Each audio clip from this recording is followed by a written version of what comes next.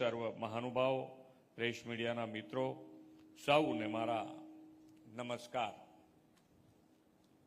બધા બહુ શાંત બેસી ગયા છે.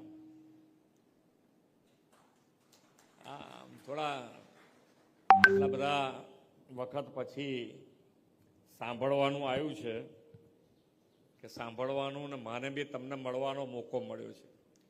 લવિંગજીભાઈ કાયમ કહે કે અમારા ત્યાં આવો, તમે ગમે તે કરીને કાર્યક્રમ બનાવો.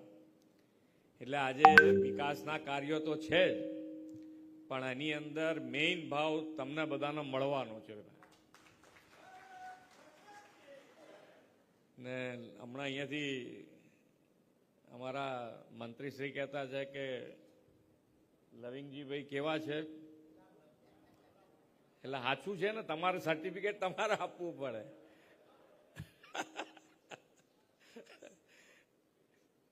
આમાં શું છે કે માણસનો અનુભવ બે બાજુ હોય, ઘણાને સારું લાગે ને ઘણાને ખરાબે લાગે. આમાં અમે કરે, કોઈક આમાં અમે કરે, પણ સામે બેઠા છે એટલે જોઈન કરજો જે કરો એ.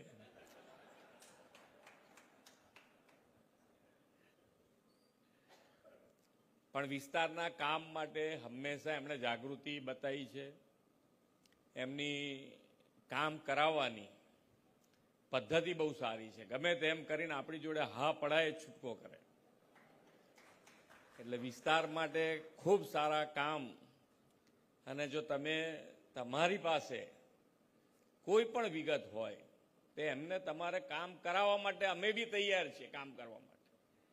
કે આજે માન્ય વડાપ્રધાનશ્રીએ હર હંમેશ નાનો માણસ, છેવાડાનો માણસ અને નાનામાં નાનું ગામ હોય તો એ ગામમાં આત્મા ભલે ગામડાનો હોય પણ સુવિધા શહેર જેવી કેવી રીતે થાય એના માટેનો હર હંમેશ પ્રયત્ન કર્યો છે.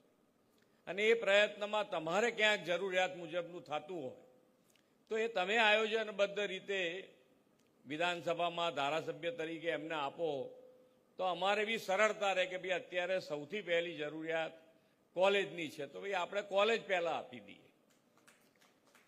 એટલે તમે તમારી પણ જાગૃતતા એટલી ને એટલી રાખશો તો કદાચ જે પ્રમાણેનું વિકાસનું આપણું આયોજન છે.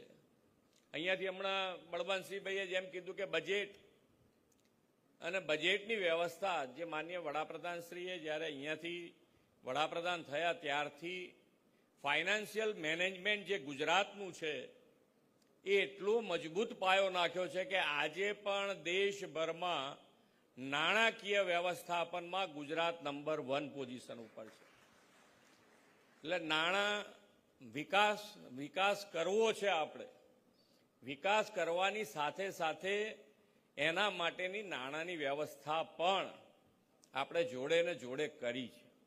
એટલે તમે આયોજનબદ્ધ રીતે, આપણી પાસે દર વર્ષે પૈસા આવતા હોય, દર પૈસે એનું આયોજન કરતા હોય, એટલે તમારે કદાચ એક સામટા કામ ન થઈ શકે, એક જ વર્ષમાં ન થઈ શકે તો બીજા વર્ષે આપણે કરીશું. પણ તમારું આયોજન જેટલું સારું હશે એટલું તમારી સુવિધામાં ક્યાંય તકલીફ નહીં પડવા દે. બધા કામ તમારા મંજૂર કરી દઈશું.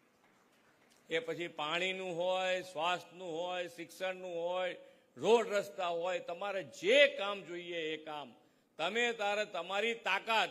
માન્ય વડાપ્રધાનશ્રી હર હંમેશ કહે છે કે તમારો સંકલ્પ એ મારા સંકલ્પ પૂરો કરવાનો છે. એટલે તમે હવે જેટલો મોટો સંકલ્પ તમે કરો એટલું વ્યવસ્થા અમારે કરવાની ને અમારે દોડવાની તૈયારી છે. એટલે ખૂબ સારી રીતે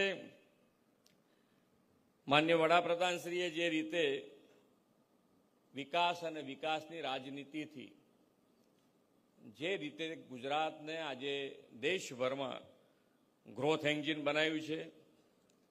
અહીંયાથી સોલારની વાત થઈ. સોલાર એટલે સૂર્ય તો કેટલાય વર્ષોથી હશે, પણ એનો ઉપયોગ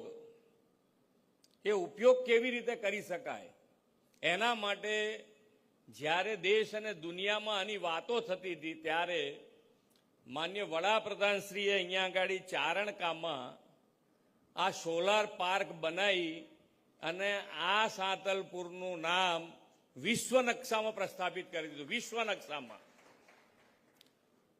અને આજે કચ્છમાં તમે જુઓ તો આજે આખા દેશ, આખો વર્લ્ડ ગ્રીન એનર્જી ઉપર જઈ રહ્યો છે. અને એની વ્યવસ્થા આપણે વર્ષો પહેલાથી શરૂ કરી છે.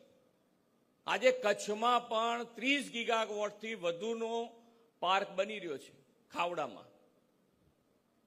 એટલે જે વ્યવસ્થા, અને આપણે કહીએ છીએ, હરહંમેશ કહીએ છીએ કે આપણને એવું નેતૃત્વ મળ્યું છે કે જે વિઝનરી લીડર છે, કે આજે તો આપણે કામ કરી જ રહ્યા છીએ, પણ ભવિષ્યમાં